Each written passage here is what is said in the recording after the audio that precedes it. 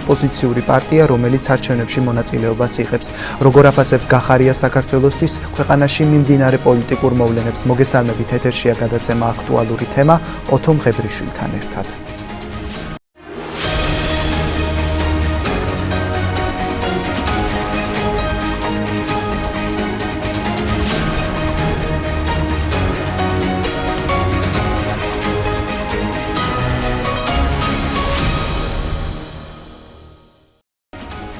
აქტუალური თემის სტუმარია პარტია გახარია საქართველოსთვის წევრი ბერდია სიჭინავა. პირველ რიგში მოგესალმებით ბატონო ბერდია და მადლობას გიხდით გადაცემაში მონაწილეობისთვის.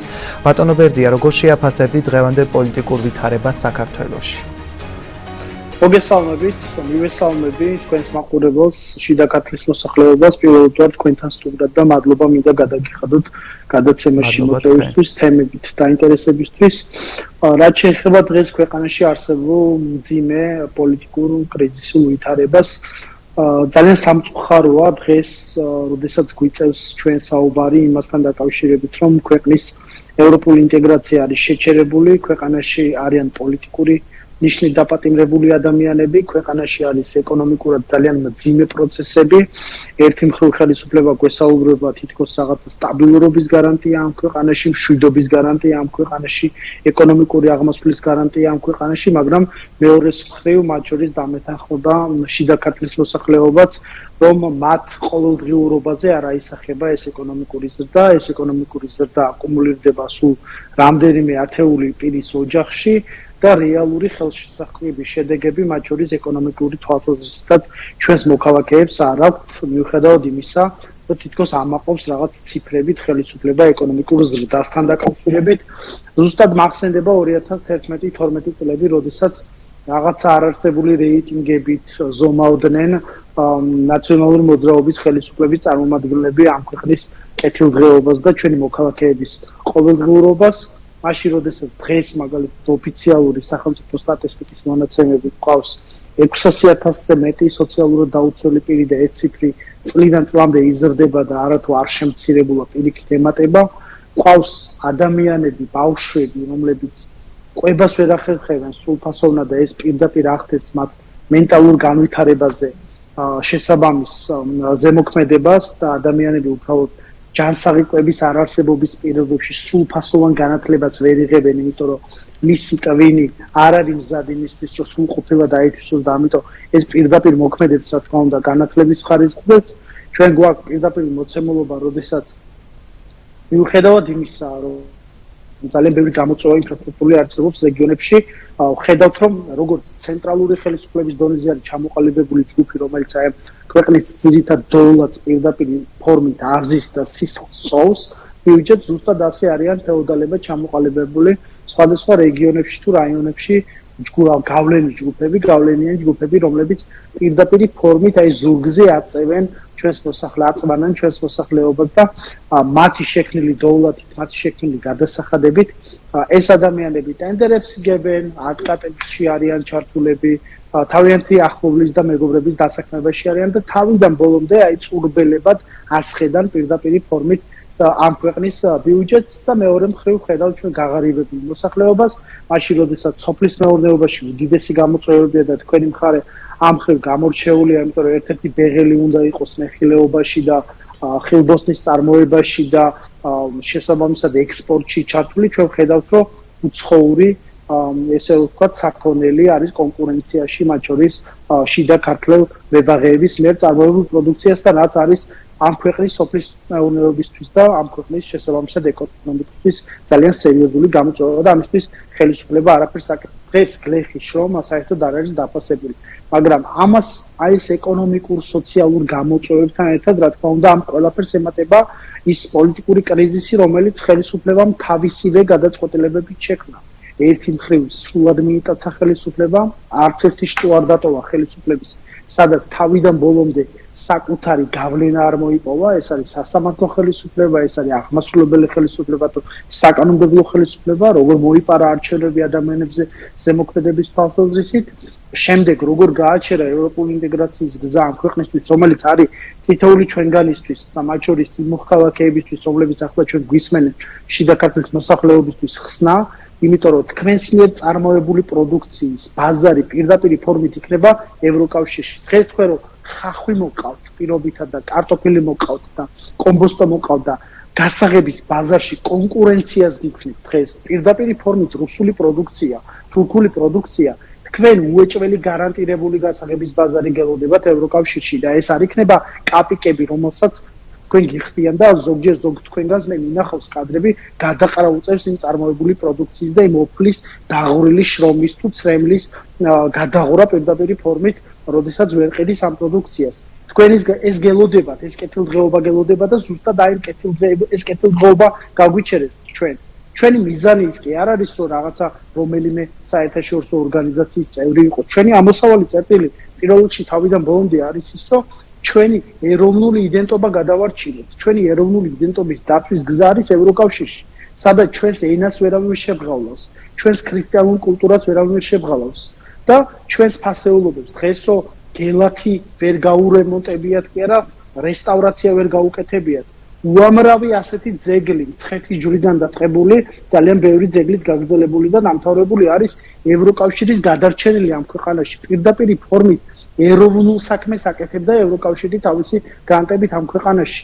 და ამაზე საუბარი სამწუხაროდ დღეს ხელისუფლებას არ უნდა, იმიტომ რომ ერთადერთი მიზანი რაც ამოძრავებს ხელისუფლებას არის ძალაუფლების შენარჩუნების წყურვილი.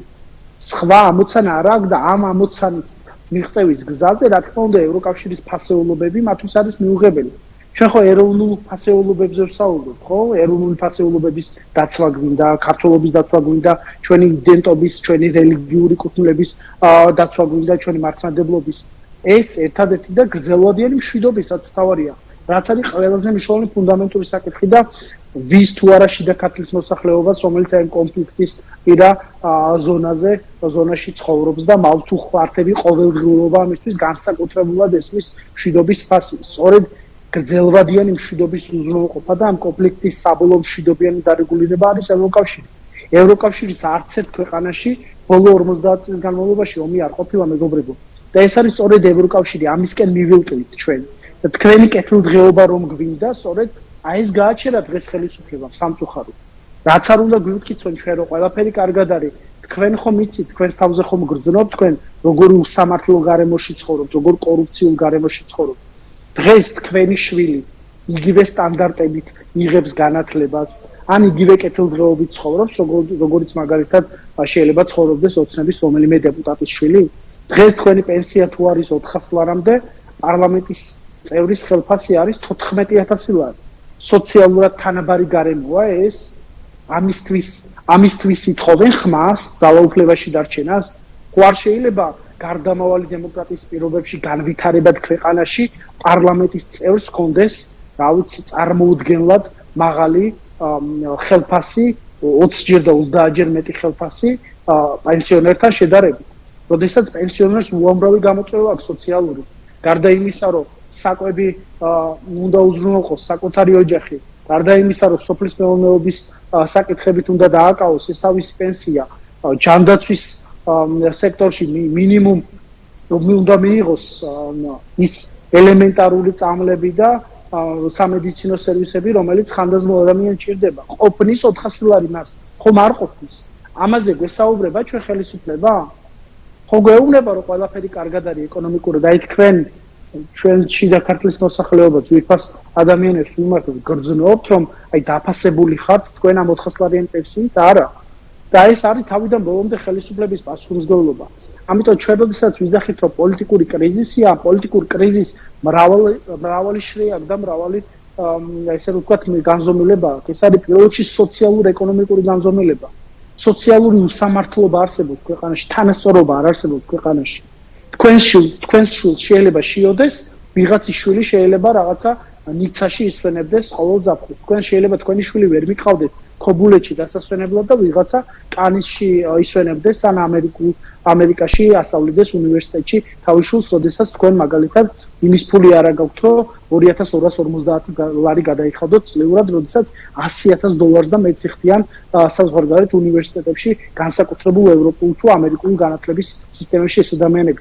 ყველას განათლება რა თქმა უნდა ძალიან მნიშვნელოვანია, ყველას მივესალმებით ევროპული განათლებით, ამერიკული განათლებით, მაგრამ ბოლოს სოციალურ უთანასწორობას მივყავართ იქამდე, რომ ამ ადამიანების შვილები ისო გუნდებიან ქვეყანაში, ექსპლუატატორები ხდებიან ამ ქვეყნის. მათ შორის ამ ქვეყნის დოვლათის ძირითადი მომხმარებლები და ჩვენ ხვდებით მწარმოებლები. აი თქვენი შვილები ისევ ამ ადამიანების მსახურებაში უნდა იყოს. ამიტომ ჩვენი პოლიტიკური პარტიისთვის პროუში ამოცანა არის ორი. პირველი ეს პოლიტიკური კრიზისი გადაიჭრას და ქვეყანაში დამყარდეს სოციალური სამართლიანობა. სოციალური სამართლიანობა ნიშნავს არა იმას, რომ ყველა ერთნაირად ცხოვრობს. ყველას აქვს ერთნაირი პირობები იმისთვის, რომ როგორც თვითონ უნდა განვითარდეს და როგორც წარმოუდგენია მას თავისი ოჯახის მომავალი, ამის შესაძლებლობები შეუქმნას სახელმწიფო. სწორედ ამას გავაკეთებთ ჩვენი პოლიტიკური პარტია, გიორგი გახარიას გუნდი ამას ვცდილობთ ჩვენ, ხო? რაც არ უნდა იძახონ, რომ ეხა ეს ოპოზიცია, უარგისია, ესენი ნაციონალური მოძრაობის რაღაცა დანაყოფი არიან თუ კოლექტიური ნაცები არიან, ხშირად მომისმენიათ ალბათ ჩვენს მოსახლეობას მიუმართავ შიდა ქართლში მსგავსი ნარატივი. ეს ხო ყალბი ნარატივია, ხო? არანაირი კავშირი ნაციონალურ მოძრაობასთან ჩვენს პოლიტიკურ პარტიას არც წარსულში არ ქონია, არც აწმყოში არ აქვს და არც მომავალში არ ექნება. მაგრამ ეს არის პროპაგანდისტული მესიჯები, რომლითაც ყვებავს მოსახლეობას, ხო? რას გვეუბნება დღეს ოცნება? ისევ ადარებს 13 წლის წინამდე მდგომარეობას და 13 წელი გავიდა უკვე ადამიანების ბავშვების ზრდასრული ადამიანები გახდნენ. უკვე თავიანთი ცხოვრება დაიწყეს. ახალგაზრდა ადამიანები უკვე ხანდაზმულობაში გადავიდნენ და ეს 13 წელი გაირბინა მარათონში თითქოს ოცნება ისევ ნაციონალურ მოძრაობას ეჯიბრება წარსულში. ნორმალური, რეალური ხელისუფლება პირველ რიგში საკუთარ თავს უნდა ეჯიბრებოდეს, როგორი ვიყავი გუში და როგორი უნდა უკეთესი გავხდე ხვალ და დღეს ჩვენ ხედავთ რაღაცა წარსულის ქიმერებთან ჭიდილს, რომელიც ჩვენი მოსახლეობის ძირითადი ამოცანა არ არის. ჩვენ მოსახლეობას კომუნალური გადასახადების პრობლემა უდგას, სოფლის მეურნეობის საკითხების პრობლემა უდგას, პესტიციდების პრობლემა უდგას, მოყვანილი პროდუქციის გასაღების პრობლემა უდგას და ამაში ამ პრობლემების გვერდით ვერ ხედავს თავის ხელისუფლებას. და ამის ნაცვლად რაღაცა ტელეკომპანია იმედიდან ისმენს რაღაცა არარსებულ პოლიტიკურ საკითხებთან დაკავშირებით დავას. რომელნაც მოძრაობაზე გესაუბრებიან ეს ადამიანები, ხო? თავიდან ბოლომდე სასამართლო სისტემა ნაციონალური მოძრაობისა აქვს. თავიდან ბოლომდე საკანონმდებლო ხელისუფლება, რა ვიცი, ჩამოყევით თუ გინდათ სახელები და გვარებით ადამიანებს ნაციონალური მოძრაობის წევრები არიან. აღმასრულებელ ხელისუფლებაში მინისტრებიდან დაწყებული, მინისტრის მოადგილებიდან დაწყებული ნაციონალური მოძრაობის წევრები არიან. ჩვენ 2012 წელს გვეგონა რომ ნაცმოძრაობა დავამარცხეთ, მაგრამ ნაცმოძრაობა არ დამარცხებულა რეალურად, ხო? ეს სისტემა იგივე შენარჩუნდა. ამიტომ ჩემთვის, ჩვენი პოლიტიკური გუნდისთვის დღეს პოლიტიკური კრიზისის გადაჭრა არის ახალი არჩევნების შესაძლებელი, ასევე არის შესაძლებელი ჩვენი საერთაშორისო პარტნიორების ჩართულობით, რომ პირველ რიგში გავათავისუფლოთ ის ადამიანები, რომლებიც დღეს პოლიტიკური ნიშით არიან დაპატიმრებულები და მართლა საუკეთესო ახალგაზრდები, მსახიობები, წერლები, რა ვიცი, სხვადასხვა წარმატებული სფეროს წარმომადგენლები, სტუდენტები, რომლებიც დღეს აუდიტორიებში უნდა ისყვენ და ლექციებს ისმენდნენ ციხეებში ცხედან და განათლებას ვერ იღებენ. მსახიობები, რომლებიც თეატრებში სპექტაკლებს უნდა ატარებდნენ, დღეს საპატიმრო დაწესებულებებში ცხედან. ვის გვერდით, ხო? კრიმინალების გვერდით. როგორ შეიძლება ეს? როგორ შეიძლება ეხა მსახიობი ანდრე ჭიჭინაძე და რომელიღაც კრიმინალი, რომელიც პრობისთვის არის გასამართლებული, ციხეში ზის, აი გვერდი გვერდ საკნებში ისხდნენ, ხო? წარმოუდგენელია. და სახელმწიფოს არ აქვს იმის მზაობა, რომ ეს ადამიანები გაათავისუფლოს. ეს ხო არის რეპრესიული ინსტრუმენტი. ვეუბნებიან, რომ რაღაცა კრიმინალს ებრძვიან. ვინ თუ არა თქვენ ძალიან კარგად იცით კრიმინალი როგორ მდგომარეობაშია დღეს ქვეყანაში. დაიწყო ხო ისე კურდულმა მენტალიტეტმა გაღვიძება. ბავშვები ერთმანეთს, რა ვიცი, თავს ესხმიან დანებით, ჭრიან, საქმის გარჩევები, წილების ახევები და ამაზე სახელმწიფო არ რეაგირებს. სიმშვიდე არ აქვს დღეს მოსახლეობას. ყველაფერს რო თავი დავანებოთ, ნარკომანია იქცა ნომერ პირველ პრობლემად ამ ქვეყანაში. რა მნიშვნელობა აქვს ომით დამეღუპება, ჩემი ოჯახის წევრი თუ ნარკომანიით? ორივე არის კატეგორიულად მიუღებელი. დღეს ადამიანები, ახალგაზრდები იღუპებიან ნარკომანიით. ნარკომანია არ არის მხოლოდ ერთი ადამიანის გამოწვევა. ნარკომანია ოჯახებს ანგრევს. ერთი ნარკომანის შვილი ფსიქიკას ანგრევს თავისი მეუღლის, თავისი შვილის, თავისი დედის, თავისი მამის, დის, ძმის, ფინანსურ მდგომარეობას ანგრევს მისას. და ოჯახები უბრალოდ იღუპებიან. ამ ქვეყნის ძირითადი ნაწილი ახალგაზრდების მეტადონის პროგრამაში არის ჩართული, რაც ყველაზე დიდი უბედურებაა. და ვინ ახალისებს ამ ყველაფერს? მეტადონის პროგრამა არის ჩანაცვლებითი თერაპიის პროგრამა, რომელიც უნდა უზრუნველყოფდეს იმას, რომ ადამიანმა ნელ-ნელა უარი თქვას დოზების შემცირებით ნარკოტიკული საშუალების მიღებაზე. და დღეს ეს იქცა უბრალოდ ლეგალური ნარკომანის ძირითად წყაროდ. დააკვირდით უგინათ დილის საათებში ბევრ მუნიციპალიტეტში არის ასეთი ცენტრები, სადაც უბრალოდ ახალგაზრდა ადამიანები მრცხვენია ხოლმე, დგანან რიგში და ელოდებიან თავიანთ რიგს, როდის გამოიტანენ ამ ნარკოტიკულ საშუალებას, რომ დღის განმავლობაში მოიხმართ. წარმოუდგენელია, ხო? წარმოუდგენელია მაშინ, როდესაც ახალგაზრდები სპორტით უნდა იყვნენ დაკავებულები და შიდა ქართლი გამორჩეულია ამ მიმართულებით, ჭიდაობით სხვა ადამიანები უბრალოდ ყოველდღურად ქუჩაში დგანან. რატო? იმიტომ რომ სახსარი არ აქვს ამ ადამიანებს. შრომის ბაზარი არ აქვს ამ ადამიანებს, გასართობი არ აქვს ამ ადამიანებს. და ხელისუფლებაც ამას არჩევნებიდან არჩევნებამდე ახალისებს. ნარკომანები და მეტადონში ჩართული პროგრამაში ჩართული ადამიანებით არ ჩაატარა ეს არჩევნები. თქვენ ხო ძალიან კარგად იცნობთ თქვენს მეზობლებს, თქვენს გარშემო უბნელებს, რა ხალხმა ჩაატარა ეს არჩევნები. ამის შეცვლა გვინდა ჩვენ. ჩვენ არ გვინდა ქვეყანა იცვლებოდეს. ძირითადი ძალა ამ ქვეყნის დოვლათის შემქმნელი ძირითადი ძალა, რომელმაც ტექნოლოგიურ ბიზნესში უნდა განავითაროს თავისი განათლება, უნდა ჩადოს თავის შესაძლებლობები განავითაროს სხვადასხვა მიმართულებით ბიზნესში, მეცნიერებაში, განათლებაში. ეს ძირითადი ახალგაზრდების მასა, რომელმაც ამ ქვეყნის ეკონომიკურ დოვლათში კონტრიბუცია უნდა შეიტანოს, ქვეყნიდან გადის სამწუხაროდ. დემოგრაფია არის კატასტროფული ნიშნულზე დღეს ქვეყანაში. საქართველოში ქართველები არ იბადებიან დღეს. უბრალოდ ქვეყნიდან გააყავთ ქართულ საქართველოს მოქალაქეებს თავიანთი ორსული მეუღლეები და საზღვარგარეთ აჩენენ შვილებს, იმიტომ რომ იმ ქვეყნის მოქალაქეობა არის პრიორიტეტი მათთვის. იმიტომ რომ აქ სოციალურ სამართლიანობას ვერ მიიღებენ, საკუთარ შვილს ვერ შეუქმნიან მომავალს. ახალგაზრდებმა დაიწყეს ამ ქვეყნიდან გასვლა. თუ 10-20 წლის წინ ემიგრანტი დედების და ემიგრანტი მშობლების კისერზე იყვნენ ჩვენი ახალგაზრდები, დღეს თვითონ დაიწყეს გასვლა. ეს არის ამ ქვეყნის ყველაზე დიდი უბედურება და ამ პრობლემებს ხელისუფლება თვალებს არ უსწორებს. რატომ იცით? მას აქვს ერთადერთი ამოსავალი, ერთადერთი ამოცანა, რომელიც უნდა განახორციელოს. ეს არის ძალაუფლების შენარჩუნება და ეს არის მოპარული, თქვენთვის მოპარული ფულის შენარჩუნება. სხვა საოპერაციო მიზანი ხელისუფლებას არ აქვს. ამიტომ ჩვენ ჩვენი პოლიტიკური გუნდი ცდილობს, რომ ეს რეალობა შეცვალოს. ამაში დაგარწმუნოთ თქვენ, რომ აუცილებელია ცვლილებები ქვეყანაში. ოცნების მხარდაჭერა ნიშნავს რეალურად აი ამ პრობლემებისთვის კიდევ ერთხელ მხარდაჭერას. ნარკომანიისთვის, დემოგრაფიული კატასტროფისთვის, სოფლის მეურნეობაში ადამიანების ჩაგვისთვის, ეკონომიკაში ადამიანების ჩაგვისთვის, კორუფციისთვის მწვანე სამთებად და ეს თქვენთან ერთად უნდა შევაჭეროთ ჩვენ. დიახ. ბატონო ბერდია, ხშირად ისმის საზოგადოებაში აზრი, რომ გახარია საქართველოსთვის პარტია არ არის მკაფიოდ ოპოზიციური პარტია და ქართული ოცნების სასარგებლოდ თამაშობს. თქვენ რას ფიქრობთ ამასთან დაკავშირებით? აბსურდია. იცით რა არის? ხშირად ბევრი მოგვისმენია ჩვენს მოქალაქეებს მიმართ, რომ ნაცები გვეძახიან, რომ რაღაცა კოცებთან აფილირებული პარტია ვართ. ქართული ოცნების წარმომადგენლები გვეძახიან, რომ ჩვენ კოლექტიურ ნაცმოძრაობას წარმოვადგენთ. ერთადერთი ამოსავალი წერტილი აქვს ჩვენს პარტიას და ამოცანა, რომ ამ ქვეყანაში ხელისუფლება შეიცვალოს იმგვარად, რომ ნაციონალური მოძრაობის ხელისუფლებაში დაბრუნება არ მოხდეს. ანუ ჩვენ ვართ ევოლუციური ტრანსფორმაციის მომხრე. არა რაღაცა რევოლუციური გზით ხელისუფლების ცვლილებების, არამედ ნორმალური ხელისუფლების ცვლილებების.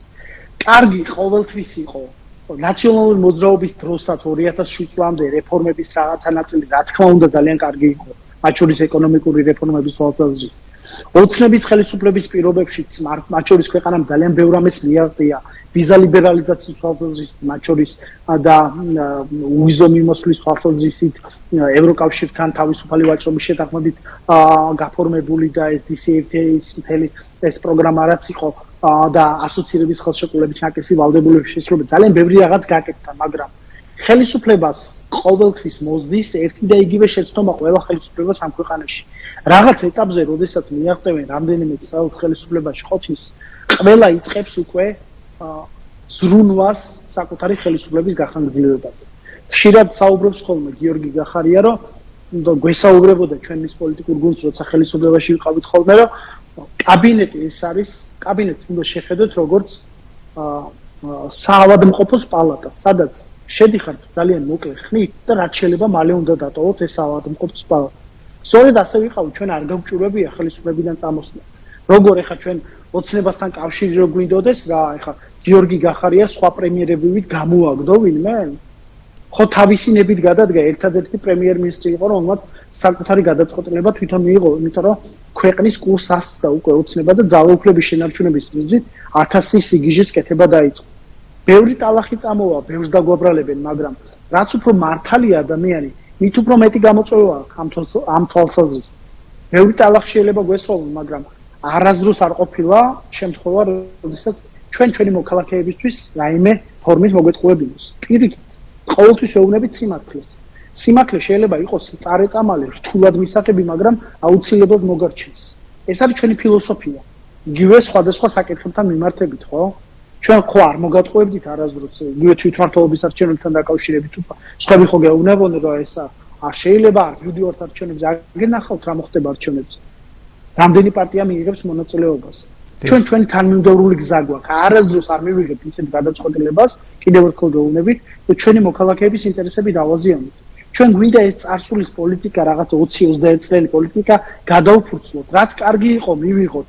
რა შეცდომებიც ჰქონდა ორივე ხელისუფლებას, ის შეცდომები გამოსწორდეს. და ახალი ფურცლიდან დავიწყოთ ცხოვრება, ხო? ერთიანობაზე მნიშვნელოვანი და ძვირფასი ხო არაფერი არ არის. თქვენი პრობლემების მოგვარებაზე ძვირფასი ხო არ შეიძლება იყოს, მე ხა ყოველდღიურად ვაკეთებდე განცხადებებს დინარაძემ, რა თქვა, სააკაშვილმა, რა თქვა, იმან, რა თქვა. ეს ხო არ არის თქვენი ძირითადი მიზანი, ხო? ჩემი მიზანიც არ არის, ჩემი მიზანი არის ამ ქვეყანაში კეთილდღეობის შექმნა ჩემი მოქალაქეებისთვის და სოციალური სამართლიანობის შექმნა. ნარკომანები რო არ იყვნენ ამ ქვეყანაში, ბავშვები რო არ შიმშილობდნენ. თქვენი პროდუქციის გასაღების პრობლემა რო არ ქონდეთ. აი ეს არის ჩემი ამოცანა და ჩემი პოლიტიკური გუნდის ამოცანა. ვინც ამ გზაზე გამოყვება, ჩვენ რა თქმა უნდა ყველა თანამებრძოლთან ერთად აი ამ გზას ღირსეულად გავიგებთ. დიახ, ბატონო ბერდია, რას ემსახურება დროებითი საგამოძიებო კომისია, რომ გითხრათ, სადაც თქვენი პარტიის ლიდერი გიორგი გახარიაც იყო დაბარებული. ხომ არ ფიქრობთ, იქ შეახსენეს ბატონ გიორგის 20 ივნისის მოვლენები. ვისი პასუხისმგებლობა 20 ივნისი? დროებითი საგამოძიებო კომისია, სიმართლე რომ გითხრათ, რაღაც პოლიტიკურ სამართლებრივი ინსტრუმენტია, რაღაცა ისევ წარსულში დასაბრუნებლად ამქვეყნის. ეს არის ნაციონალური მოძრაობის ხელისუფლებაში ყოფნის ბოლო წლები განსაკუთრებით არის ტრამვული წარსული ამ ქვეყნისთვის და არ შეიძლება უბრალოდ ჩვენს მოქალაქეს აი ამ ტრამვაზე მუდმივად აჭერდე ხელს და მუდმივად ახსენებდე აი წარსულის ტრამვებს. არ შეიძლება ეს უბრალოდ სამართლიანი არ არის. გარდა ამისა 13 წელი ქონდა ხელისუფლებას იმისთვის რომ გამოეგზია ეს საკითხები. სხვათა შორის მე ვიყავი იმ დეპარტამენტის პროკურორი, რომელიც წლების განმავლობაში იძიებდა ასეთი ტიპის დანაშაულებს და ბევრი ადამიანისთვის აღდგა სამართლიანობა, სიმართლე რომ გითხრათ, ბევრი ადამიანისთვის ვერ აღდგა, იმიტომ რომ რაღაცა მტკიცებულებები არ არსებობდა, მაგრამ ამას სჭირდებოდა დრო, ამას სჭირდებოდა მუშაობას, რესურსი და წარმოუდგენელია საგამოძიებო კომისიის პირობებში, იმ ადამიანების პირობებში, რომლებიც საერთოდ პროფესიონალები არ არიან გამოძიების საკითხებში, ეს არის პოლიტიკური შოუ, რომელსაც გვთავაზობენ ეს ადამიანები, ხო? არანაირი კავშირი ამას რაღაც სამართლიანობის აღდგენასთან არ აქვს. აი, რამდენი თვეა მაგალითად კომისიის ხომ მინარევს, ხო? მე როგორც ვიცი, 4 თუ 5 თვეა. რომელიმე ადამიანმა თქვა, რომ ჩემი სამართლიანობა აღდგა, იქ დაბარებულმა ადამიანმა? ვინმეს დაუბრუნდა ქონება? ვინმე დაისაჯა? ანუ ეს არის პრობლემა, ეს არის პოლიტიკური შოუ, რომელსაც გვთავაზობენ და რისთვის გაკეთდა ეს ყველაფერი, გინდათ გითხრათ? იმისთვის გაკეთდა, რომ ოცნების ხელისუფლებამ გითხრას, რომ ნოემბერ-დეკემბერში ეხლა მე კი ვცემე ახალგაზრდები, კი დავასისხლიან, კი დავაკავე ისე როგორც დავაკავე, კი გავძარცვე სამარშრუტო ტაქსებში შეურაცხყოფა მივაყენე, იზოლატორებში შეურაცხყოფა მივაყენე, შევაფურთხე, პირდაპირ ფორმით შეურაცხყოფა მივაყენე. მაგრამ მე მაინც უკეთესი ვარ ვიდრე ნაციონალური მოძრაობა და აი რა ხდებოდა ნაციონალური მოძრაობის დროს. და ახსენებენ ამ ტკივილებს ადამიანებს. ჩვენ ხო ამ წარსულის გადაფურცვა გვინდა, ხო? ხო არ გვინდა ეს ამ ქვეყანაში განმეორდეს. ამიტომ ამაზე საუბარი თითქოს ახ საგამოძიებო კომისიით რაღაცა მნიშვნელოვანი შედეგის მიღწევას არაფერი, ეს არის ადამიანებზე ზემოქმედება, ეს არის ჰიბრიდული ომის ინსტრუმენტი საკუთარი მოსახლეობის წინააღმდეგ და იგივე გიორგი გახარიას საკითხი საგამოძიებო კომისიასთან მიმართებით, რაც თქვენ გაიხსენეთ, ხო? ამ ადამიანს რა ტალახი არ ესროლეს. აი ხლა მოვაო გიორგი გახარიევი თუ გაბედავსო მოსვლასო ისეთი სერიოზული შეკითხვები გვაქვს მის მიმართო. ხო აი გავანადგურებთ მივიდა, რა შეკითხვა დაუსვეს აბა? ერთი და იგი რა აღმოჩნდა იმ კომისიაზე? რომ სოზარ სუბარი ყოფილა ნაცი, თია წულუკიანი თურმე იტყუებოდა გადადგომის საკითხებთან დაკავშირებით, 20 ივნისთან დაკავშირებით მთელი პროპაგანდა, რაც აგებული ქონდა ნაცმოძრაობას, ზუსტად იგივე პროპაგანდის გადამღერებაში იყვნენ ეს ადამიანები და ჩორჩანა, რომელიც შიდა ქართლის მოსახლეობა ძალიან კარგად შეიძლება ახსოვდეს, ჩორჩანა, რომელიც იყო ამ ქვეყნის ეროვნული ინტერესებისთვის გაკეთებული ძალიან მნიშვნელოვანი ქმედითი ნაბიჯი, რომელმაც ამ ქვეყანას შეუნარჩუნა ასობით ჰექტარი მიწა ოკუპირებული ტერიტორიის ხაზის გასწვრივ, საოკუპაციო ხაზის გასწვრივ. აი ამ საკითხებში ზდებდნენ ბრალს და ვერც ერთი ადამიანი ვერ აღმოჩნდა ისეთი, რომელიც სერიოზულ არგუმენტს ეთყოდა მას. აი ამ ჰიბრიდული ომის პირობებში კი გიორგი ახარია უახერხა აი ამ ადამიანებისთვის იღვის ჩამოხდა. სულ ეს იყვნენ ეს ადამიანები. რა კითხვები ჰქონდათ აბა? აი რა სერიოზულ სახელმწიფოს ინტერესების ღალატში დაძდეს ბრალ. და 20 ივნისს რაც შეეხება 20 ივნისი მიუხედავად იმისა, რომ მრავალგვარი ბევრგვარი შეფასების საგანი შეიძლება იყოს. 20 ივნისი იყო გულწრფელი პროტესტის დღე და 20 ივნისი იყო პარლამენტზე შტურმის ღამე. გულწრფელ პროტესტს და პარლამენტზე შტურმისში მონაწილე პირებს ერთმანეთს მოაუბრეს. ამაში თავიდან ბოლომდე პასუხისმგებლობა აქვს, რა თქმა უნდა, ნაციონალური მოძრაობის იმჟამინდელ ხელმძღვანელობას, რომელიც პირდაპირ ფორმით მოუწოდებდა პირდაპირ ეთერში პარლამენტში შეჭრისკენ ადამიანებს და ფაქტობრივად დარტყმის ქვეშ დააყენა ადამიანების ჯანმრთელობა და სიცოცხლე და მეორე მხრივ არავინ არ დაობს იმაზე, რომ გარკვეულ შემთხვევებში ინდივიდუალურად ადგილი ჰქონდა სამსახურებრივი უფლებამოსილების შესაძლო გადამეტების ფაქტებს და გიორგი ახარია იყო პირველი შინაგან საქმეთა მინისტრი, რომელმაც ჩვენება მისცა პროკურატურასაც ორჯერ, რომელმაც პირველმა შინაგან საქმეთა მინისტრმა დასაჯა სისხლის სამართლებრივი წესით პროკურატურამ, რა თქმა უნდა, და დისციპლინურად შინაგან საქმეთა მინისტრომ ამ ოპერაციაში მონაწილე ადამიანები პირველად მოხდა ეს ამ ქვეყნის ისტორიაში. და რა თქმა უნდა, იყო ძალიან ტრაგიკული შემთხვევები, რომელიც პირდაპირ ფორმით ჩვენი მორალური წვეთია, ჩვენი პოლიტიკური გუნდის და ჩვენ არ გვაქვს უფლება ამაზე ამ საკითხზე ესე, იმიტომ რომ ღია ჭრილობაა ეს ჩვენთვის და ყოველთვის ასე იქნება. მაგრამ საუბარი იმაზე თითქოს გიორგი ახარიას პასუხისმგებლობა, რაც მოხდა 20 ივნისს 20 ივნისს პირდაპირ გეუბნებით სახელმწიფო ინსტიტუტზე ხორციელდებოდა შტურმი და საქართველოს პარლამენტზე ძალადობრივი შტურმის განხორციელება ამ ქვეყანაში იყო რუსული საქმე, იმიტომ რომ უმართავი პროცესები შეიძლება მოყოლოდა ამას ყველაფერს და ეს არ დაუშვა გიორგი ახარიას. ამიტომ ვინმე თუ ფიქრობს, რომ ჩვენ რაღაცა გადავაფასებთ, წლები გაივლის, მოსახლეობა თვითონ მიხვდება რეალურად რა იყო 20 ივნისს, მისი პასუხისმგებლობა. თქვენ გინახავთ ნაციონალური მოძრაობის ერთი წარმომადგენელი, რომელიც 20 ივნისს ნანობდა თავის განცხადებას იგივე პარლამენტში შტურმთან დაკავშირებით. მე გეტყვით რა მოხდა 20 ივნისს. 20 ივნისს ეს ადამიანები, როდესაც მოუწოდნენ ახალგაზრდებს შტურმისკენ, მერე თვითონ დაიმალნენ. საერთოდ გაიქცნენ ახალგაზრდები და პოლიციელები შეატოვეს ერთმანეთს და სამწუხაროდ მოხდა ძალიან მძიმე შემთხვევებიც და კეისებიც. და სად არის მათი პოლიტიკური პასუხისმგებლობა? სამართლებრივი პასუხისმგებლობა სად არის? სამართლებრივი პასუხისმგებლობა შეგახსენებთ, რომ ამნისტია გააკეთა მათ შორის 20 ივნისთან დაკავშირებით 20-ების ხელისუფლებამ, რასაც ჩვენი პოლიტიკური გუნდი არ უჭერდა მხარს. ამიტომ 20 ივნისთან დაკავშირებით საუბარი, მე ვფიქრობ, არ უნდა იყოს ძლიერი მხარე, არც 20-ების ამჟამინდელი ხელისუფლებისთვის და არც ნაციონალური მოძრაობისთვის. დიახ, ბატონო ბერდია, ბოლო დროის აქციებთან დაკავშირებითაც მინდა შეგეკითხოთ, ხომ არ იყო ესეც პარლამენტის დარბევა, როდესაც პიროტექნიკას ესროდნენ პარლამენტის შენობის შუშებს და ჩაამსხვრიეს. ამ შემთხვევაში ვისი პასუხისმგებლობა, ისევ ნაციონალური მოძრაობის თუ ამჟამინდელი ხელისუფლების? იცით რა არის 20 ივნისის პროცესების შედარება ამ მოვლენებთან მიმართებით ფუნდამენტურად არასწორი საკითხია და გეტყვით რატომ. 20 ივნისს ხორციელდებოდა პირდაპირ ფორმით, რომ გითხრათ, ორგანიზებული შტურმი. ფაქტობრივად 300 სპეცრაზმელის ხელკეტი და ფარი გაიტაცეს. ფაქტობრივად ჯებირები რკინის დაანგრიეს და აიმით ხორციელდებოდა შეტევა. ქვაფენილის ქვებს იღებდნენ და ისე ესროდნენ პოლიციელებს ქვებს. ეს იყო ორგანიზებული ძალადობრივი შტურმი. მაგრამ ეხლა რა ვიცი, მაშხალის სროლა, მიუხედავად იმისა, რომ ესეც ჩემს ესე რომ ვთქვათ, ესთეტიკაში არ ზის, მე არ დაუჭერე ხა მაშხალას და პოლიციის მიმართულებით არ გავისწრები, იმიტომ რომ ეს ჩემი ესთეტიკა არ არის. ჩემი პოლიტიკური პარტიის ესთეტიკა არ არის და არც არავის მოუწოდებ ამისკენ, იმიტომ რომ აი ესეთი ტიპის პროვოკაციებს ყოველთვის იყენებს ხელისუფლება სათავისო და მათ შორის არიან ჯგუფები, მათ შორის სუსის და ასე შემდეგ სხვადასხვა სახელმწიფო სამსახურების, რომლებიც თვითონ აპროვოცირებენ და თავიანთი ადამიანების მეშვეობით აკეთებენ ამას, რომ ლეგიტიმური საფუძველი შეიძინონ ძალადობრივი მეთოდების გამოყენების მშვიდობიან პროტესტანტების მიმართ. მაგრამ ამას ყველაფერს თუ თავი დავანებოთ. შტურმი შეჭრის მცდელობა პარლამენტში იყო, ხო არ ყოფილა. 20 ივლისი იყო. პირდაპირ ფორმით გეუბნებით, რომ ნიღბიანი ადამიანები 20 ივლისს არ იყვნენ. დღეს ადამიანებს, პოლიციელებს ნიღაბი ჩამოაწვეს იმისთვის, რომ იმუნიტეტი შეექმნან მათთვის და დაცულობის განცდა. პარლამენტის მიმდებარე ტერიტორიაზე კი არა, რუსთაველის გამზირზე პირდაპირ ფორმით თქვენ ხედავდით, კისერი მოტეხეს. გურამ როგალეს თქვენს კოლეგას. ბატონო ბერდია, მაკა ჩიხლაძე. პიროტექნიკის დამიზნება არ იყო შტურმით შეჭრა პარლამენტში. როდესაც ფანჯრები დაამსხვრიეს, ასევე ვისთვის პიროტექნიკის ვისთვის ერთ ფაქტი მე არ მინახავს სიმართლე რო გითხრათ, თუ პიროტექნიკის დამიზნება ვინმესთვის იყო იმის გარანტია. პიროტექნიკით რო დაუმიზნოთ პარლამენტის შენობას, თქვენ შეიჭრებით პარლამენტის შენობაში?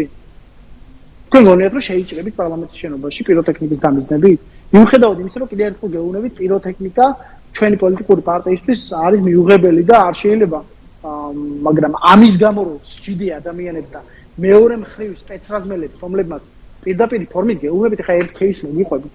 ჩემი ერთი მეგობარი, რომელიც სულიერ მშვიდობიანად იმყოფებოდა, დააკავეს 5000 ლარი მოპარეს პირდაპირ ფორმით, რომელიც ჯიბეში იდო. ოქროს ჯვარი მოხსნეს იმიდან, კისრიდან, ყელიდან. მერე ურთხეს ფერდებში და ნეკნე მომწვეული 8 დღე დაამწყურიეს ციხეში. არავინ არ დაჟილა ამის გამო. თქვენ პირდაპირ ეთერში ხედავდით კადრებს. მაკა ჩიხლაძეს როგორ ეცხმოდნენ თავს. ორგანიზებული ტიტუშკების დაჯგუფება და მონძალადე ზონდერ ჯგუფები, ისე როგორც ამას სხვა ხელისუფლებების აკეთებდნენ. ვინმე დაისაჯა ერთი ადამიანი, აქეთ მხარის 60 ადამიანია დასჯილი. წარმოგიდგენია თქვენ? 60 ადამიანი არის დასჯილი პოლიტიკური პატიმარი არსებობს ამ ქვეყანაში და მეორე მხარეს არც ერთი ძალადობის ერთი საჩვენებელი кейსიც კი არ გამოუძიებია ხელისუფლებას. ამიტომ როგორ შეიძლება სამართლიანობის განცდა ქონდეთ ადამიანებს, ხო? წარმოუდგენელია რომ ეს სამართლიანობის განცდა არ აქვს ჩვენ დღეს. და ჩვენ არ გვაქვს განცდა, რომ ჩვენი ხმით შეგვიძლია რამე შევცვალოთ, იმიტომ რომ ამარჩევანის უფლება მოგყარეს. ამიტომ ძალადობა ყოველთვის ჩვენთვის იქნება მიუღებელი, მაგრამ ამ ადამიანებს, რომლებიც დღეს საპატიმრო დაწესებულებებში ხედან, არ უმტკიცდებათ ეს დანაშაული. ზია ამაღლობელი ხა ჟურნალისტი სისხლის სამართლით დამნაშავეა? და ადამიანი, რომელმაც ძვლებში დაამტვრიეს და თირქია ახალგაზრდა, რომელიც ძლივს გადაურჩა სიკვდილს, რომელსაც თავი ჰქონდა გადახსნილი შუაზე და კომაში იყო და ებრძოდა ყოველდღიურად სიკვდილს, მასზე მოძალადე დასჯილი არ არის. და როგორ შეიძლება თანაფარდობა არსებობდეს და სამართლიანობის განცდა ამ ადამიანებისთვის? თუ ვინმე შეეშალა და კი ბატონო შეეშალა ვიღაცას, თუ ვიღაცას თვალში დაუმიზნა პოლიციელს და ესროლა პეტარ, არ უნდა გაეკეთებინა ეს. კი ბატონო გეთახმებით. მაგრამ ხო შეიძლება სამართლიანი მიდგომა იყოს ორივე მხარეს ამისთვის, ხო? მაგრამ ძალიან დიდი ბოდიში, როდესაც ძალადობს საკუთარ მოქალაქეებზე, როდესაც თავს ესხმი ხელკეტების თუ სწორდები, მუშტები თუ სწორდები, გოგოებს პირდაპირ ფორმით შეურაცხყოფას აყენებ, გაუპატიურებით ემუქრები, წარმოუდგენელია, ხო? ან რაღაცა სამართლიანობაზე იყოს საუბარი და თანაზომიერებაზე იყოს საუბარი. გაბრაზებულმა ადამიანმა შეიძლება ყველაფერი გააკეთოს. შეიძლება მაშხალაც ისროლოს, არავინ არ ამართლებს, მაგრამ პირველ რიგში რუსთაველის გამზირზე რაც ხდება, არის ხელისუფლების პასუხისმგებლობა. თუ ხელისუფლებაა და ლეგიტიმურს რომ უწოდებენ საკუთარ თავს, თვითონ უნდა მოენახა თავიანთ თავში ძალა, რომ ახალგაზრდებთან საერთო ენა გამოენახოს, მაგრამ ვერ გამონახეს საერთო ენა. დღეს ჩვეულებრივი ირაკლი კობახიძე ქცეული არის არა ამ ქვეყნის პრემიერ-მინისტრად, საშუალო სტატისტიკური ქოც სპიკერით, აი როგორც ირაკლი ზარქუა შეიძლება საუბრობდეს, იმ ლექსიკით საუბრობს ეს ადამიანი. როგორ შეიძლება პარტიულ მესიჯბოქსებს ასე ხშირად აჟღერებდეს ადამიანი, რომელიც ამ ქვეყნის პრემიერ-მინისტრია. პრემიერ-მინისტრია იმ ადამიანებისაც თავისი გადმოსახედიდან, თორე ეს ადამიანები არ აღიარებენ მას პრემიერ-მინისტრად, რომლებიც რუსთაველის გამზირზე დგანან, რომლებიც საპატიმრო დაწესებულებებში არიან. როგორ შეიძლება საზოგადოების გამხლეთში მესიჯები შემოქონდეს ამ ქვეყნის ხელისუფლებას, რომელიც ყველაზეა პასუხისმგებელი. დღეს ხო ჩვენი ყველაზე დიდი გამოწვევა არის რადიკალიზაცია, დაპირისპირება ერთმანეთში. და ამას ახალისებს პირდაპირ ფორმით ხელისუფლება, ხო? თავისი რუსული კანონებით, თარაშემოტანით, ყველა ადამიანებისთვის აგენტის სახელით ზრიად გამსახურდიასაც შევარდნაძის ხელისუფლება და რუსები ეძახდნენ აგენტს. მაგრამ ცხოვრება დატრიალდა ისე, რომ დაერქვა აგენტს ნამდვილად აგენტი ვინ არის და ქვეყნის პატრიოტი, ამიტომ ამ სიტყვების ესე ხსენება, დემონიზება ადამიანების, ტრებად გამოცხადება არის ამ ქვეყანაში რუსული საქმის კეთება და ამას უნდა შევეშვათ ყველანი. ჩვენ საერთო ენა უნდა გამოვნახოთ და პირველში ხელისუფლებას აქვს ამაზე საზრუნავი. ხელისუფლება არის პასუხისმგებელი ამ ყველაფერს. დიახ. ბატონო ბერდია, თქვენმა პარტიამ პარლამენტში შესვლაზე უარი განაცხადა, თუმცა ადგილობრივი თვითმმართველობის არჩევნებში მონაწილეობას იღებს. ხომ არ ფიქრობთ, რომ ეს არის ოპოზიციის ღალატი? არა, რა თქმა უნდა. აბსურდია ამაზე საუბარი, იმიტომ რომ ჯერ ერთი თვითმმართველობის არჩევნებს და საპარლამენტო არჩევნებს ერთმანეთთან არანაირი კავშირი არ აქვს. მეორე თვითმმართველობის არჩევნები არ არის ოცნების ხელისუფლების მოწყალება, ესე რომ ვთქვათ, თვითმმართველობის არჩევნები არის კონსტიტუციური პროცესი, როდესაც კონსტიტუციაში ჩვენ გვიწერია. თუმცა ოპოზიცია არ იღებს მონაწილეობას.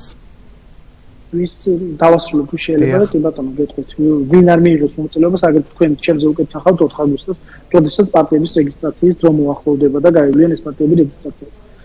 რაც შეეხება თვითმმართველობის არჩევნებში მონაწილეობას, ჩვენ ამ პროტესტის გზაზე გვაქვს სერიოზული მიღწევები, ხო? ამ საერთაშორისო იზოლაციისკენ გადადგა ოცნების ხელისუფლების ნაბიჯი, ფაქტობრივად დელეგიტიმაციის პროცესია ეხლა და ლეგიტიმაციის მიღება ცდილობს და ეს ლეგიტიმაცია ჰაერშია გამოკიდებული, როდესაც ერთი მხრივ არ აღიარებენ ოცნების ხელისუფლებას, მაგრამ მეორე მხრივ რა თქმა უნდა რაღაც საკითხებთან დაკავშირებით უწევთ საუბარი და უწოდებენ მას, რომ ანტიდემოკრატიული პროცესები ქვეყანაში გააჩერონ და ევროპული ინტეგრაციის გზას დაუბრუნდნენ. თვითმმართველობის არჩევნები, მე ვფიქრობ, არის შესაძლებლობა, რომ ჩვენ შევძლოთ დავუპირისპირდეთ ხელისუფლებას ისე, რომ მან მინიმუმ იგივე მეთოდების გამეორება მოუწიოს, როგორც 2024 წლის 26 ოქტომბერს მოუწია.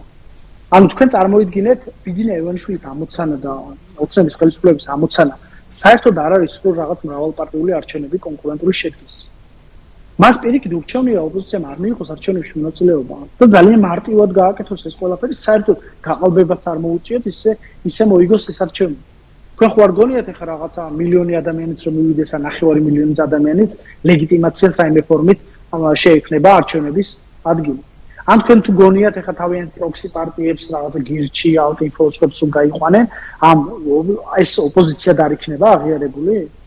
პირიქით, ოცნებას რაც უფრო ბარიერს შეუქმნი ყველა წინააღმდეგობის გზაზე, მას უფრო მეტად მოუწევს გაყალბების მექანიზმების გამოყენება. და თქვენ წარმოიდგინეთ კრიზისში მყოფი ხელისუფლება, რომლის პარლამენტიც ფაქტობრივად დაკოჭლებულია, უფუნქციურია, ერთპარტიულია.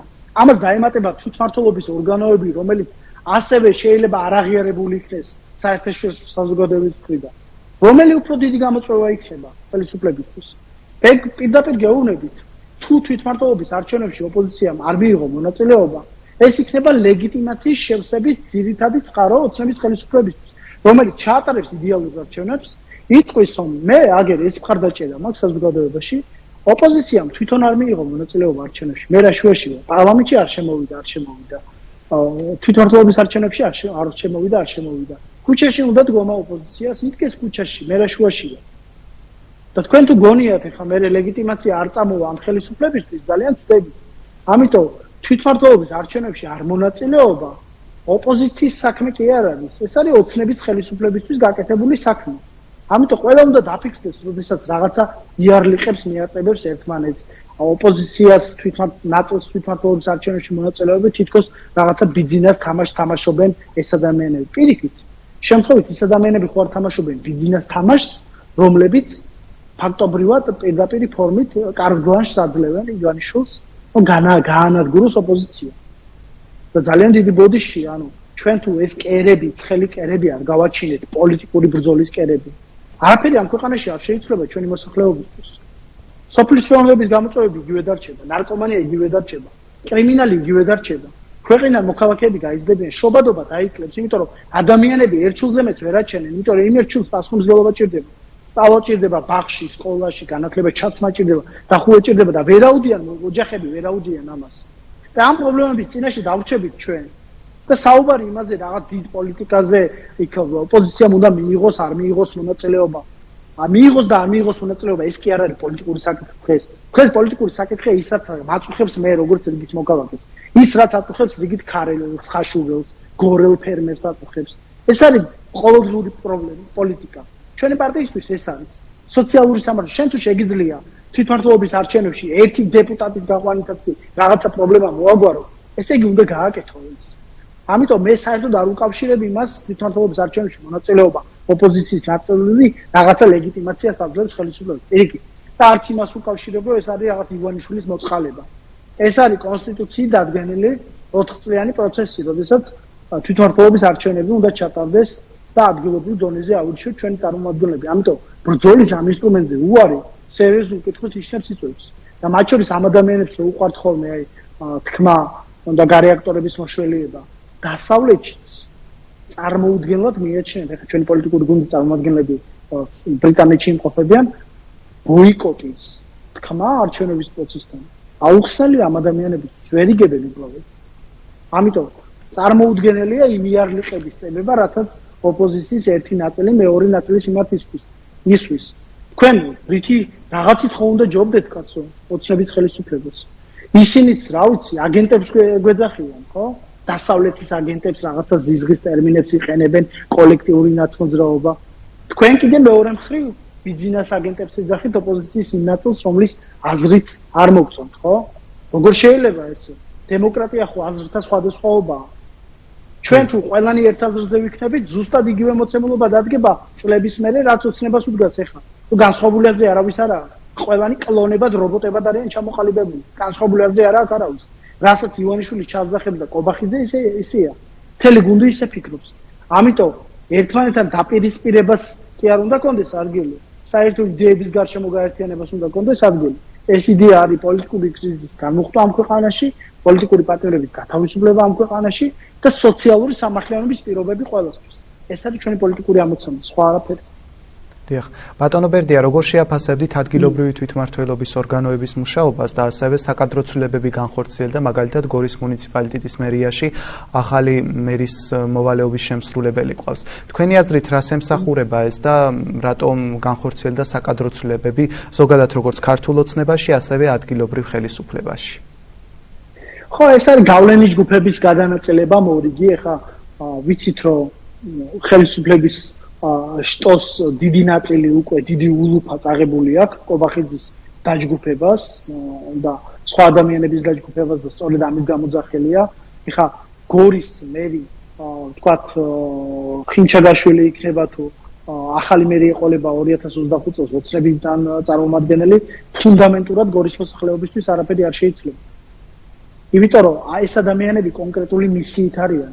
ეს ადამიანები არიან კონკრეტული მისიით მოსული, რომ თავიანთი პოლიტიკური პარტიული აქტივი არჩინონ, დაასაქმონ, ტენდერები ჩაატარონ, ატკატები მიიღონ ამ ტენდერებიდან, წინი მეიტანონ სადაც საჭიროა, თავიანთი ოჯახების კეთილდღეობაში ჩადონ ეს ფული, საკუთარი შვილების ევროპულ განათლებაში ჩადონ ეს ფული, საკუთარ მოგზაურობებში ჩადონ ეს ფული და ევროპაში ძალიან ბევრს მოგზაურობენ ეს ადამიანები, რომლებიც დადიან და რაღაც ანტიევროპულ განცხადებებს აკეთებენ და შიდა ქართლის მებაღე, გორელი მებაღე ისე თავისი პრობლემების წინაშე დარჩება. არავინ მას რაღაც არ დაეხმარება არც პესტიციდით, არც ბაზრის გასაღებით, არც მაცივრით. არაფრით არ დაეხმარება მას. არც გზას მიუყვანს, არც ინფრასტრუქტურულ პრობლემას მოუგვარებს. ახალი მერი, ახალი გამგებელი, ახალი საკრებულო წევრი თუ ოცნებიდან აერჩიეთ, ისევ თავისივე მეზობელს მიუყვანს გზას. თავისივე ოჯახის წევრს ნათესავს მიუყვანს გზას. მის არხს ამოთხრის, წყალს მას მიუყვანს. ესე იქნება. იმიტომ რომ ჩვენ პოლიტიკური კულტურა დღეს არ არის და თვითმმართველობები სუსტად არის დღეს ქვეყანაში. რატომ იცით? იმიტომ რომ რეალურად ფულის განკარგვის უფლებამოსილება არ აქვს.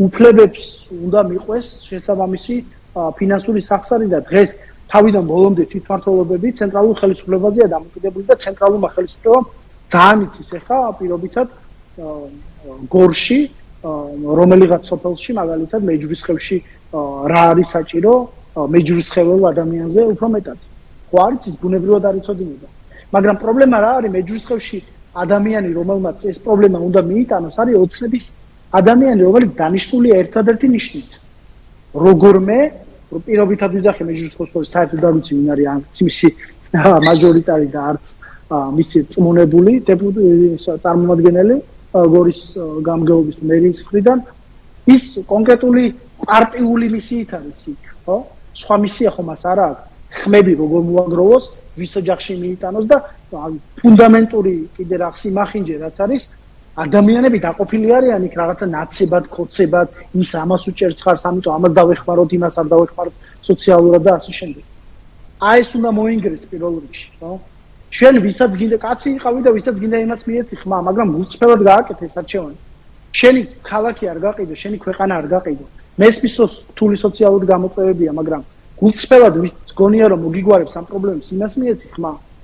ვინც გეუბნება რომ მეჯვრისხევში ეს პრობლემაა და ამას მე გადაგიწყვეტ და მართლა გადაგიწყვეტ იმ ადამიანს მიეცი ხმა და არა იმას რომელიც ხავს რომ შენ ნათესავი ვარ და ამიტომ შენ ნათესაობის ნიშნით უნდა მომცი ხმა რაცაც გული გიგზნობ და გიკარნახებ ისე უნდა მოიცე და მიიღოთ ეს გადაწყვეტილება ვერამ ვერ გიკარნახებთ თქვენ რა ვის და როგორ უნდა ვიცეთ ხმა იმიტომ რომ თქვენ ნახეთ უკვე 12 წლის განმავლობაში ყავდათ ხელისუფლებაში ოცნება რომ მომაც იგივე პრობლემების წინაშე დაგწოვოთ გორელი ფერმერი განვითარდა პირობითად 12 წლის განმავლობაში გასაღების ბაზარი შეუქმნეს მასამაცივრო მეურნეობები დაუფინანსეს პესტიციდებით უზრუნო იყოს მთელი ამ პერიოდის განმავლობაში გზა გაუყვანეს არხი გაუყვანეს საოკუპაციო ხასთან პრობლემები მოგვარდა რა იმ ფორმით ყოველდღიურად გატაცებები ხდება ხო ეს ადამიანები ხო გვარწმუნებენ რომ ტერიტორიული მთლიანობისთვის იბრძვიან და აღადგენენ ამ ტერიტორიულ საოკუპაციო ხაზი არის გორელი მოსახლეობის, ხაშურელი მოსახლეობის, ქარელელი მოსახლეობის ყოველდღიური გამოწვევა. ადამიანები საკუთარი ოჯახის წევრების საფლავზე ვერ გადადიან აღდგომას. და მართლმსხვერპლებს იქით აქეთ ელაპარაკებიან ერთმანეთს. ეს ხო არის ამ ქვეყანაში ყველაზე დიდი ტრაგედია. ამისთვის ხელისუფლება რამეს აკეთებს? არაფერს არ აკეთებს. ხო გამოვლენ და იტყვიან რომ ჩვენ რაღაცა მშვიდი, სტაბილური, რაციონალური პოლიტიკა გვაქვს. მეორე დღეს გამოვა აფხაზეთის დე-ფაქტო ხელისუფლება და ცხინვალის დე-ფაქტო ხელისუფლება და როგორი ლექსიკი და ენით ელაპარაკებიან მაგ ხომ ხედავთ ამიტომ არანაირი რესურსი ტერიტორიული მთლიანობის აღდგენის ამ ოკუპაციის პრობლემის გადაჭრის არ აქვს ოცნების ხელისუფლებას ეს გასაღები პირდაპირ ფორმით უჭირავს დასავლეთს და დასავლურ ინტეგრაციას ამიტომ ჩვენ ყველაფერი უნდა გავაკეთოთ იმისთვის რომ მივაღწიოთ გრძელვადიან მშვიდობას გრძელვადიან სტაბილურობას ეს მხოლოდ არის შესაძლებელი ევროკავშირში ამ ქვეყნის წევრიანებით, რომელიც არის ჩვენი ნავსაყუდელი პირდაპირ ფორმით. ჩვენი იდენტობით, ჩვენი რელიგიით და ჩვენი ეროვნული ინტერესებით, რა თქმა უნდა. ეს არის წამყვანი საკითხი. ამას საფრთხე მერწმუნეთ არაფერი არ ემუქრება. საფრთხე არსებობს იმ პირობებში, როდესაც დღეს პრაგმატული პოლიტიკის გარეშე გტოვებს ოცნების ხელისუფლება. დიახ. ბატონო ბერდია, რას ეთყოდით რეგიონში მცხოვრებ მოსახლეობას და რატომ უნდა ენდოს პარტია გახარია საქართველოს?